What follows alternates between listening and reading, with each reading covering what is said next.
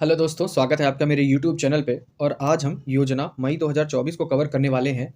इसमें हमें कुछ हथकरघा उद्योग से रिलेटेड कुछ डेटा मिलेगा, ठीक है? कुछ फैक्ट्स मिलेंगे। उसके अलावा जो तमाम जो तकनीकी हैं, बुनाई तकनीकी, उनके बारे में हमें जानकारी मिलेगी। तो सिर्फ़ उतना ही है, ज़्यादा लंबा ये वीडियो नहीं होने वाला है। और इसके अलावा योजना की जो पिछली वीडियो है, उसमें हमने अप्रैल 2024 जो एनवायरनमेंट से रिलेट करती हुई योजना थी, उसको कवर किया था। और आज हम इसे देखेंगे, ठीक है? और इसमें बेसिकली इसको पढ़ना क्यों ज़रूरी है, तो बेसिकली क्या है कि ये प्रकाशन विभाग, सूचना और प्रसारण मंत्रालय से जारी होता है। तो जो ऑफ़िशियल डॉक्यूमेंट होते हैं, वो बहुत अन्वेषण मतलब बहुत जानकारी जुटाने के बाद बनाए जाते हैं। तो इसलिए हमारे लिए थोड़ा इम्पोर्टेंट हो जाती है, ठीक है? अब ये सब देख के बाकी जो कोचिंग्स वाले हैं, वो अपने नोट्स प्रोवाइड कराते हैं आपको, ठीक है? तो आइए देख लेते हैं। तो इसमें दिया है, संपादकीय में खाली इतना ही है कि भारत की हर हथकरघा धरोहर के केंद्र में निहित है बुनकरों की गहन विरासत, जिनके कुशल हाथों ने विश्व के कुछ उत्कृष्ट वस्त्रों में जान फूँक दी है। भारत के असंगठित क्षेत्र में कृषि के बाद, ठीक है, ये डेटा देख लीजिए, असंगठित क्षेत्र में कृषि के बाद दूसरे स्थान पर आने वाला हथकरघा क्षेत्र देश भर में 3 मिलियन से अधिक कारीगरों के लिए आजीविका के एक महत्वपूर्ण स्रोत है। ठीक है? तो ये सारी चीज़ें यहाँ से हमें ये डेटा मिल जाता है हथकरघा उद्योग के लिए। आगे चैप्टर वाइज़ देखेंगे।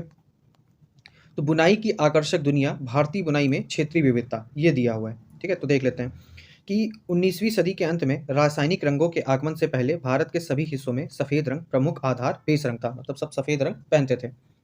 न केवल गर्म से उष्ण जलवायु की व्यवस्था के कारण, बल्कि प्राकृतिक रंगों की सीमित उपलब्धता और खर्च के कारण भी सफ़ेद रंग शुद्धता, तपस्या और संयम की एक पारंपरिक अभिव्यक्ति थी। सफ़ेद रंग का सौंदर्य अनुभव वर्ग और समुदाय को कई तरह से अलग करता हुआ प्रतीत होता था। तो सफ़ेद कलर का ये महत्व दे दिया गया यहाँ पे।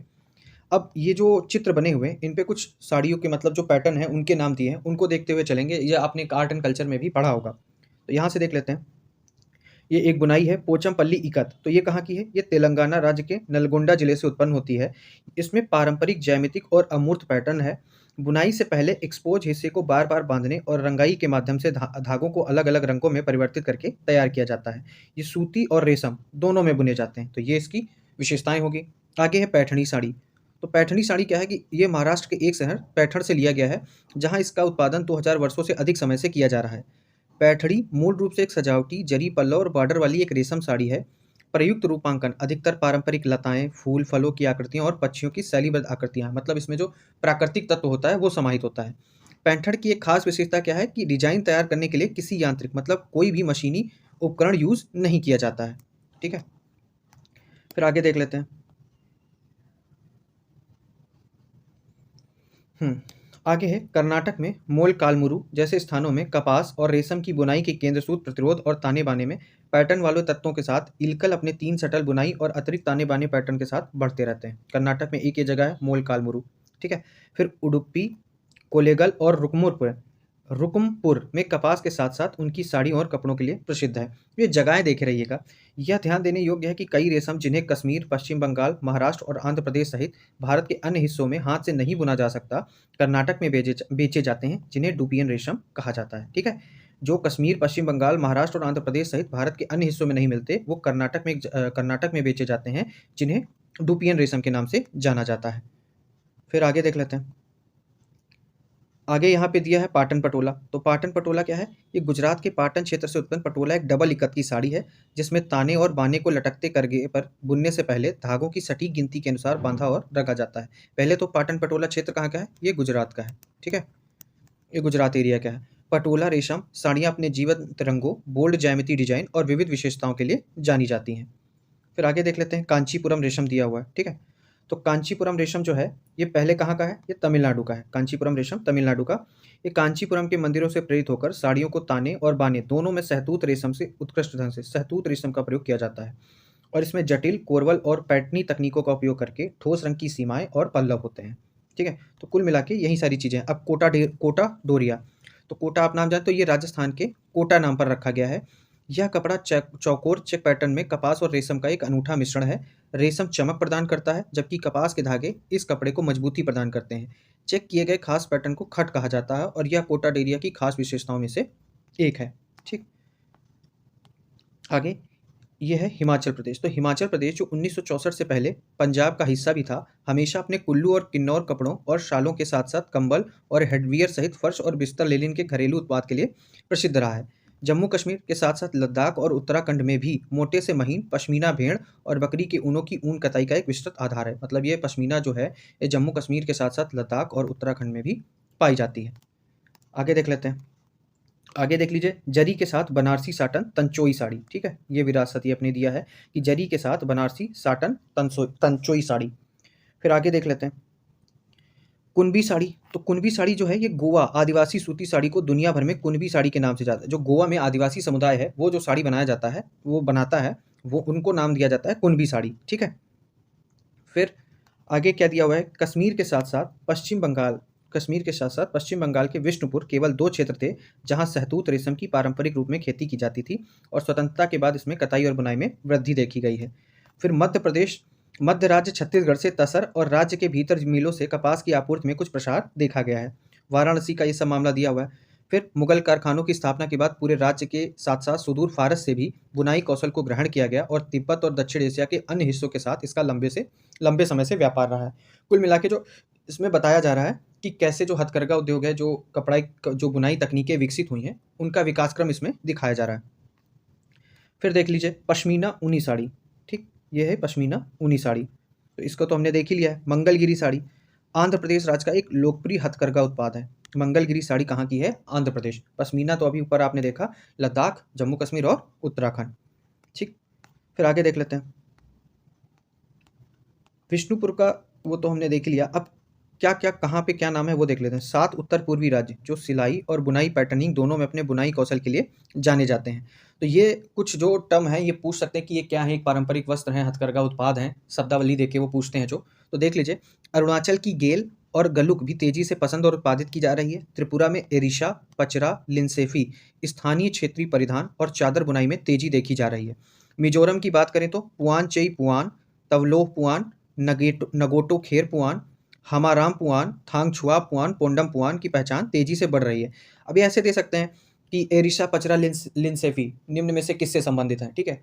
तो आप ये ध्यान रखिएगा, जो स्थानीय क्षेत्रीय परिधान है या हथकरघा या बुनाई जिससे भी आपको लगे वहाँ पे लगा दीजिए। फिर मणिपुर में इन्नाफी, वांगकई फी माटेक, चुन्नी रानी फी, प्लेन फानेक, स्ट्राइप फानेक, खुदाई और लेंगियान ने अपना प्रभाव डाला है। फिर नागालैंड में पुरुषों और महिलाओं के लिए ऊपरी आवरण जैसे संगतम, सेमा, निम्याओ, निकोला, जीलियांगरोक, निखोरो, मोयोरटस्क और सुतार अपने विशिष्ट जनजाति समुदायों के लिए बुने जाते हैं। आगे देख लेते हैं। हाँ, आगे ये दिया है पलूरू कॉटन सिल्क साड़ी, ठीक? पलूरू कॉटन सिल्क साड़ी। फिर गोपालपुर तसर सिल्क साड़ी, ये इसको जीआई टैग मिल चुका है। मेखला साड़ी भारत के असम राज्य की एक लोकप्रिय साड़ी है, ये मेखला साड़ी, ठीक है? फिर आगे देख लेते हैं अगर जो कुछ इसमें बचा हुआ। हाँ, तो ये हो गया। अब कांची कॉटन साड़ी। तो कांची अभी अपने कांचीवरम अपन ने पढ़ा था। तो कांची कॉटन साड़ी ये तमिलनाडु के कांचीपुरम जिले में उसके आसपास, और पोचमपल्ली ये तेलंगाना के नलगोंडा जिले के भूदान पोचमपल्ली से उत्पन्न होता है, ठीक है? फिर अगला चैप्टर देखते हैं। हाँ, तो ये कुछ डेटा हमें ये मिलेगा, ये देख लेते हैं कि बुनाई की समृद्ध परंपरा सहस्त्राब्दियों से पुरानी है। ऐतिहासिक रूप से भारत में बुनाई का प्रथा प्राचीन सिंधु घाटी सभ्यता से हमें मिल जाता है, ठीक है? जहाँ कपास की खेती और कपड़ा उत्पादन के साक्ष्य हमें वहाँ से मिले हुए हैं। दुनिया का सबसे पुराना ज्ञात ग्रंथ ऋग्वेद बुनाई के महत्व को और अधिक मजबूत करता है। ऋग्वेद में प्राचीन भारतीय समाज में वस्त्रों के महत्व पर जोर देते हुए बुनाई का भी उल्लेख किया गया था, ठीक है? आगे देख लेते हैं। मुगल साम्राज्य ने भारतीय बुनाई का और अधिक विस्तार किया, विशेष रूप से ब्रोकेट, मलमल और मखमल जैसे शानदार वस्त्रों के विकास में इनका मतलब इन्होंने काम किया है। फिर 15वीं शताब्दी में यूरोप व्यापारियों और उपनिवेशवादियों के आगमन से महत्वपूर्ण परिवर्तन आए। भारतीय वस्त्रों, विशेष रूप से सूती वस्त्रों और रेशमी कपड़ों की मांग ने कपड़ा विनिर्माण केंद्रों के विस्तार को बढ़ावा दिया और यूरोपीय व्यापार नेटवर्क की स्थापना की, ठीक है? तो ये सारी चीज़ें इसमें यहाँ पे दी हुई हैं। फिर आगे देख लेते हैं, आगे क्या है? आगे है बनारसी रेशम, ठीक है? तो बनारसी रेशम की बुनाई अपनी भव्यता, बनारसी रेशम की जो बुनाई है वो अपनी भव्यता, सुंदरता और जटिल पैटर्न के लिए जानी जाती है, जो भारतीय संस्कृति में श्रृंगार या अलंकरण की अवधारणा का प्रतीक है। फिर कांचीपुरम रेशम, तो कांचीपुरम रेशम कहाँ? तमिलनाडु। ये धर्म की दार्शनिक अवधारणा से ओतप्रोत है, जो धार्मिकता, कर्तव्य और सदाचार का प्रतिनिधित्व करती है। ठीक है। फिर आगे इसमें क्या है? पैठणी। तो पैठणी, महाराष्ट्र पैठणी बुनाई लक्ष्य की अवधारणा का प्रतीक है, जो आकांक्षा, लक्ष्य निर्धारण और आध्यात्मिक उत्थान को दर्शाता है। अपनी जटिल बुनाई, जीवंत रंग तथा मोर रूपांकनों के लिए पुरस्कृत पैठणी साड़ी को विलासिता का प्रतीक माना जाता है। पारंपरिक रूप से यह सोने या चांदी के धागों के साथ शुद्ध रेशम के साथ इसकी बुनाई की जाती है। ठीक है। फिर गुजरात का पटोला शिल्प। तो गुजरात का पटोला शिल्प विशेष रूप से पटोला साड़ियाँ वसुधैव कुटुंबकम की अवधारणा का प्रतीक है। पटोला साड़ियाँ गुजरात की सांस्कृतिक विविधता, सांप्रदायिक सद्भाव का प्रचार करती हैं, जो मतभेदों के बीच मानवता की एकता को दर्शाती है। आइए आगे देख लेते हैं कि भारतीय बुनाई के स्थायित्व को प्रोत्साहन कैसे मिला और उसके लिए क्या क्या किया गया है। ठीक है। तो स्थायित्व की तलाश में भारतीय बुनाई को जो चीज़ अलग करती है वह है उनकी अंतर्निहित पर्यावरण अनुकूलता। परंपरागत रूप से भारतीय बुनकर कपास, रेशम, जूट और ऊन जैसे प्राकृतिक रेशों पर भरोसा करते हैं, जो उन्हें स्थानीय रूप से प्राप्त होते हैं और उन्हें सदियों पुरानी तकनीकों का उपयोग करके संसाधित किया जाता है, जिसका पर्यावरण पर न्यूनतम प्रभाव पड़ता है। ठीक है। ये फाइबर प्रदूषण और संसाधन की कमी में योगदान देने वाले सिंथेटिक विकल्पों के विपरीत बायोडिग्रेडेबल, नवीकरणीय और जैव विविधता में सहयोग देते हैं। तो इसलिए इनका मतलब अच्छा योगदान है पर्यावरण के लिए। फिर आज विश्व एक मार्गदर्शक सिद्धांत के रूप में स्थिरता को अपना रहा है। भारतीय बुनाई का महत्व केवल बढ़ा है और इस आंदोलन में सबसे आगे भारतीय कपास निगम है। तो सीसीआई के बारे में जान लेते हैं। तो सीसीआई देश में कपास किसानों के आर्थिक हितों की रक्षा के लिए कपास के लिए न्यूनतम समर्थन मूल्य संचालन करने के लिए केंद्रीय नोडल एजेंसी के रूप में कार्य करता है। यह पहल विशेष कपास किसानों के लिए एक ढाल के रूप में कार्य करती है, विशेष रूप से बाजार में अस्थिरता के समय शोषण को रोकती है और उनके लिए लाभकारी मूल्य भी सुनिश्चित करती है। फिर आगे दिया हुआ है कि इसके अलावा जो एक केवीआईसी है, ये भारतीय राष्ट्रीय ध्वज बनाने के लिए, ये ध्यान रखिएगा, जो केवीआईसी है ये भारतीय राष्ट्रीय ध्वज बनाने के लिए अधिकृत एकमात्र वैधानिक इकाई है जो अपनी कपास आपूर्ति के लिए सीसीआई पर निर्भर है। इस प्रकार देश भर में जो फहराया गया प्रत्येक तिरंगा सीसीआई के सतत कार्यों द्वारा सन्निहित देशभक्ति के उत्साह का प्रमाण है। ब्लॉकचेन तकनीक का उपयोग करके एंड टू एंड ट्रेसेबिलिटी के साथ कस्तूरी कॉटन भारत ब्रांड की शुरुआत एक अभूतपूर्व पहल है, जो कॉटन वस्त्र मूल्य श्रृंखला में पारदर्शिता के लिए एक नया मानक स्थापित कर रही है, ताकि भारतीय कपास के मूल्य निर्धारण में सुधार हो और पारंपरिक शिल्प कौशल को विलासिता से जोड़कर भारत की समृद्ध वस्त्र विरासत को बढ़ावा दिया जा सके। अब इसमें गुजरात के शिल्प और बुनकर इस चैप्टर में दिया है। तो भुजोड़ी बुनकरी की सबसे बड़ी खूबी यह है कि इसमें स्थानीय तौर पर उपलब्ध सामग्री इस्तेमाल की जाती है, जैसे भेड़ की ऊन और ऊँट के बाल। तो ये जब हम आत्मनिर्भरता पे अगर कभी ऐसे लिखने को आया तो उसमें भी ये चीज़ हम लिख सकते हैं। ठीक है। और इसमें पटोला तो हमने पढ़ ही चुका है, भजोड़ी शॉल ये सब गुजरात का इसमें है। मशरू क्या है कि रेशम और सूती कपड़े का एक हाथ से बुना हुआ कपड़ा जो गुजरात में पाटन और मांडवी में उत्पादन किया जाता है। मशरू का उपयोग परंपरागत रूप से कपड़े बनाने के लिए किया जाता है। रजाई, तकिया और थैलियाँ बनाने में मशरू का प्रयोग किया जाता है। ये गुजरात में मिलता है। ठीक है। परंपरा में लिपटा हुआ भुजोड़ी शॉल बुनाई ये कच्छ में है। आशा वाली साड़ी ये भी गुजरात में पाई जाती हैं। फिर आगे जो भी कुछ होगा, खादी भारतीय स्वतंत्रता का प्रतीक। तो ये खादी आंदोलन जो चला था उसके बारे में दिया है। तो औद्योगिक क्रांति ने, अब एक क्वेश्चन जब आप मेंस में देखते होंगे तो कभी कभी पूछा गया कि कैसे कृषि का व्यवसायीकरण हुआ, कैसे जो है हथकरघा उद्योग भारत का नष्ट हो गया। ठीक है। तो ये चीज़ है। तो औद्योगिक क्रांति ने जब अपना भयावह जाल फैलाया और इंग्लैंड में पावरलूम उद्योगों ने भारतीय वस्त्रों को, इंग्लैंड में जब पावरलूम उद्योगों का विकास हुआ तो इन पावरलूम उद्योगों ने क्या किया कि भारतीय वस्त्रों को नष्ट कर दिया। ब्रिटिश औपनिवेशिक नीति के अनुरूप नए अधिनियमित कानूनों ने एक नई व्यापार प्रथा का मार्ग प्रशस्त किया। भारत में उगाई जाने वाली सभी कपास को बहुत कम कीमतों पर इंग्लैंड को निर्यात किया जाता होता था, जबकि ब्रिटिश मिल के कपड़ों ने भारतीय बाजारों में बाढ़ ला दी थी। मतलब यहाँ से भारतीय कपास जो है वो जाता था और वहाँ से कपड़े बन के आते थे, मशीनी कपड़े, जिससे यहाँ का जो उद्योग धंधा था वो सब चौपट हो गया था। इस पे आप क्वेश्चन भी पढ़ते हैं और ये क्वेश्चन पूछा भी जा चुका है। ठीक है। फिर स्वदेशी आंदोलन के माध्यम से राष्ट्रवाद की भावना प्रज्वलित की और खादी को राष्ट्रीयता का प्रतीक बनाया गया था। ये जब राष्ट्रीय आंदोलन चल रहा था तो गांधी जी के द्वारा ये सब किया गया था। फिलहाल तो इसमें इतना ही है। फिर आगे देख लेते हैं खादी की विशिष्टता। तो फिलहाल तो इसमें कुछ है नहीं, मैंने इसे टिक कर रखा है, जानकारी के लिए क्या ही है। ठीक है। लोकल टू ग्लोबल, भारत के हथकरघा उत्पाद जो हैं कुछ लोकल टू ग्लोबल, जैसे मैंने अभी बताया कि अगर ऐसे लिखने को आता है तो उसमें आप डाल सकते हैं। तो हथकरघा क्षेत्र भारत में हाथ से बुने हुए उत्पादों के एक महत्वपूर्ण हिस्से का प्रतिनिधित्व करता है। अब ये यहाँ पे ये जो है ये मैचिंग में पूछ सकते हैं। ठीक है। तो देख लीजिए, पश्मीना कश्मीर में, फुलकारी पंजाब, चिकनकारी उत्तर प्रदेश, मूंगा सिल्क असम में, नागा शॉल नागालैंड, पोचमपल्ली इकत तेलंगाना, कांचीपुरम साड़ी तमिलनाडु, मैसूर सिल्क कर्नाटक, बांधनी गुजरात, पैठणी महाराष्ट्र। ठीक है। फिर भारत में हथकरघा क्षेत्र कृषि के बाद 3 मिलियन से अधिक लोगों को रोजगार प्रदान करने वाले असंगठित क्षेत्र के रूप में दूसरे नंबर पर है। यह लगभग 24 लाख करघों के साथ देश का सबसे बड़ा कुटीर उद्योग भी है। तो ये डेटा याद रखिएगा। अब उसके आगे देख लेते हैं कि भारतीय हथकरघा उत्पादों को विश्व सीमा शुल्क संगठन द्वारा वर्गीकरण के हार्मोनाइज सिस्टम के तहत विशिष्ट कोड दिए गए हैं। तो जो एचएस कोड दिए जाते हैं ये विशिष्ट कोड होते हैं। ठीक है। इनको कौन देता है? ये विश्व सीमा शुल्क संगठन इन्हें जारी करता है। भारतीय हथकरघा उत्पादों को विश्व की 20 से अधिक देशों, मतलब इसको जो है 20 से अधिक देशों में निर्यात किया जा रहा है और इन देशों में अमेरिका एक प्रमुख बाजार है। 2021-22 में अंतर्राष्ट्रीय बाजारों में भारत के हथकरघा उत्पादों की निर्यात मांग के लगभग 40% हिस्से की गणना की गई है। अब भारत के हथकरघा निर्यात में प्रमुख वस्तुओं में चटाई, मैटिंग, कालीन, गलीचा, बेडशीट, कुशन कवर और अन्य हथकरघा वस्तुएं शामिल हैं। इनमें से अधिकांश जो हैं वो 4 प्रमुख शहरों से जाती हैं: करूर, पानीपत, वाराणसी और कन्नूर से निर्यात किए जाते हैं। ठीक है। अधिकांश चीज़ें जो हैं इन 4 प्रमुख शहरों से भेजी जाती हैं। फिर हथकरघा उत्पादों की ब्रांडिंग, इंडिया हैंडलूम ट्रेडमार्क। तो हैंडलूम मार्क के आने से क्या हुआ है कि ग्राहकों को यह आश्वासन मिला है कि संबंधित हथकरघा उत्पाद प्रमाणिक है। ठीक, जैसे इको मार्क होता है ऐसे ही हैंडलूम मार्क आ गया है। तो भारतीय हथकरघा उत्पादों के लिए शीर्ष 10 निर्यात बाजार कौन है? ये डेटा दिया हुआ है। सबसे नंबर संयुक्त राज्य अमेरिका है, फिर यूएई है, फिर स्पेन है, फिर यूके है, इसके बाद इटली आ जाता है, फिर ऑस्ट्रेलिया आ जाता है, फ्रांस आ जाता है। तो हमें टॉप के 3 याद रखने हैं। तो पहले नंबर पर अमेरिका, फिर यूएई और फिर स्पेन। ठीक है। फिर आगे देख लेते हैं। इंडियन हैंडलूम मार्क का उद्देश्य यह सुनिश्चित करना है कि निर्यातक समय पर उच्च गुणवत्ता वाले कपड़े खरीदे और भारत के हाथ से बुने हुए प्रामाणिक उत्पादों के लिए एक अनूठी छवि कायम करे।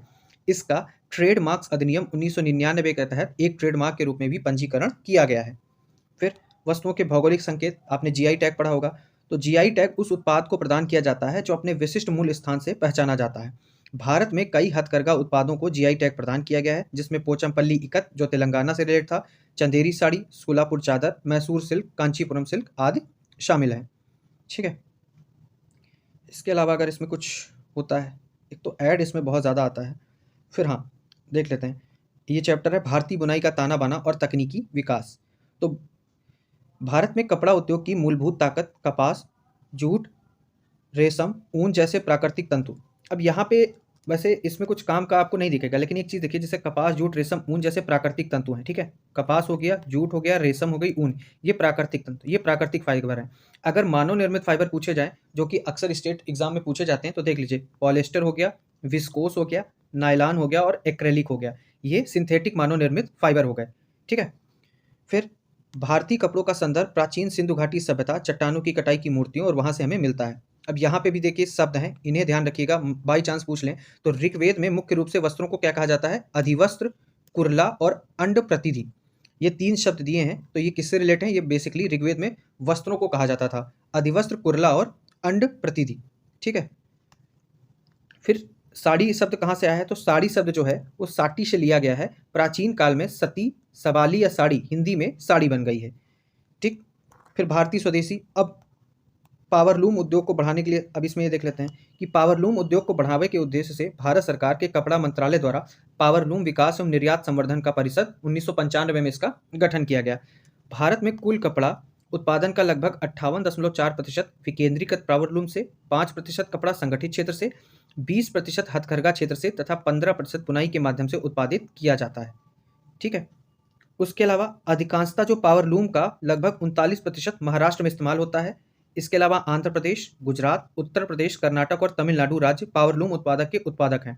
तो यहाँ पे आदि नहीं लगा है, तो ये ध्यान दीजिए कौन कौन से हैं। महाराष्ट्र है, आंध्र प्रदेश है, गुजरात है, उत्तर प्रदेश है, कर्नाटक और तमिलनाडु, ये राज्य पावरलूम उत्पाद के उत्पादक हैं। फिर खादी और अन्य ग्रामोद्योगों को बढ़ावा देने के लिए भारत सरकार ने एमएसएमई मंत्रालय के तहत खादी और ग्रामोद्योग आयोग का गठन किया, जो हमने ऊपर पढ़ा था कि एक, ठीक है, वो जो तिरंगा बनाने में इसका होता था। फिर भारतीय स्वदेशी परिधान। तो ये चीज़ दी है कि एक मुंडम नेरियाथुम साड़ी प्राचीनतम भारतीय संस्कृति को दर्शाती है, जो दक्षिण पश्चिमी भाग के केरल राज्य में महिलाओं की पारंपरिक वेशभूषा है। ठीक है। तो ये केरल राज्य की पारंपरिक क्या है? वेशभूषा, मुंडम नेरियाथुम। मलयालम में से तुड़ी, तुड़ी कपड़े को कहा जाता है। फिर तमिलनाडु में साड़ी को पुडावेक कहते हैं, कर्नाटक में सीरे कहा जाता है, कर्नाटक में महिलाएं कोडागु शैली की साड़ी पहनती हैं। ठीक, तो ये यहाँ पर हमें देखने को मिलता है। आगे कुछ अगर फैक्ट, हाँ, तो आज़ादी की लड़ाई में 7 अगस्त 1905 को स्वदेशी उद्योग, विशेष रूप से हथकरघा बुनकरों को प्रोत्साहित करने के लिए स्वदेशी आंदोलन की शुरुआत हुई थी। भारत सरकार ने अगस्त 2015 से प्रतिवर्ष 7 अगस्त को राष्ट्रीय हथकरघा दिवस मनाने की शुरुआत की है। ये शायद यूपीएससी 2023 में अजम्पशन और रीजन करके जो आया था उसमें ये क्वेश्चन था। फिर आगे देख लेते हैं। बिहार में भागलपुर भारत के रेशम शहर के रूप में विख्यात है। ठीक है, यहाँ की रेशम को टसर रेशम भी कहा जाता है, जिसका प्राथमिक प्रसंस्करण केंद्र नाथनगर है। अब टसर रेशम, तो टसर रेशम एंथेरिया पफिया रेशम कीटों से, जो टर्मिनिलिया प्रजाति के पेड़ों में अपना घर ढूंढते हैं, के कोकून से बनाई जाती है। तो ध्यान रखिए कि बिहार में जो भागलपुर है उसको भारत के रेशम शहर के रूप में जाना जाता है। कांजीवरम नाम से मशहूर कांचीपुरम की रेशम साड़ियाँ तमिलनाडु राज्य की बुनकर कला का एक अद्भुत नमूना है। तेलंगाना, ओडिशा और गुजरात की इकत, जो इंडोनेशियाई भाषा का शाब्दिक अर्थ बांधना है, बुनाई की एक जटिल और काव्यात्मक प्रक्रिया है जो देश की अन्य इकत कला से भिन्न है। फिर पोचमपल्ली आंध्र प्रदेश या तेलंगाना, जो रेशम साड़ियों की एक विशिष्ट विशेषता उनकी विस्तृत ज्यामितीय डिजाइन है। फिर आंध्र प्रदेश में एक और है, कलमकारी भी है। ठीक है, आगे देख लेते हैं कपड़ों की बुनाई। बाकी इसमें इतना ही दिया हुआ है कैसे आप कपड़े की बुनाई करें, तो पढ़ाई करें या बुनाई करें। ठीक है, आगे आजीविका के रूप में बुनकर व्यवसाय, तो कुछ डेटा है जो देख लीजिए कि जो ऊपर भी देख चुके हैं कि हथकरघा उद्योग भारत में कृषि के बाद रोजगार का सबसे बड़ा स्रोत हो सकता है। सबसे चुनौती क्या है इस क्षेत्र के संदर्भ में? विश्वसनीय डाटा की कमी है। ठीक है, अनेक चुनौतियों में से एक है। पहली चुनौती है कि विश्वसनीय डाटा की कमी है। दूसरी बड़ी चुनौती है कि पावरलूम द्वारा बनाए गए उत्पादों से प्रतिस्पर्धा है, जो बहुत सस्ते हैं और बहुत बड़ी मात्रा में उपलब्ध हैं। एक और चुनौती क्या है कि तेजी से बदलता फैशन और डिजाइन प्राथमिकताएं हैं। ठीक, तो ये पावरलूम सेक्टर, ये हथकरघा उद्योग की चुनौतियां हमने यहाँ से देख ली। अब जो हाथ से बुनाई की जाती है उससे कोई कार्बन उत्सर्जन नहीं होता, साथ ही इसमें प्राकृतिक कच्चे माल का उपयोग होता है। यह हमारे अर्थ में टिकाऊ है। इसका मतलब जो पावरलूम सेक्टर है उससे कार्बन उत्सर्जन होता है, जबकि हथकरघा उद्योग जो है, जहाँ से बुनाई वाला सारा काम है, इससे कोई कार्बन उत्सर्जन नहीं होता। ये चीज़ ध्यान रखनी है। फिर फिलहाल इस वीडियो में इतना ही था। जो कुछ इंपॉर्टेंट चीज़ें थी, कुछ डाटा था, वो हमने देख लिया, कौन से कपड़े कहाँ से बिलोंग करते हैं, और कुछ जो शब्दावली थी जो ऋग्वेद में प्रयोग की गई हैं उन्हें हमने देखा है। तो कुल मिला के इस वीडियो में इतना ही है। अगर आपको ये वीडियो पसंद आया है तो इसे लाइक कीजिए, सब्सक्राइब कीजिए और अपने दोस्तों को शेयर कीजिए। धन्यवाद।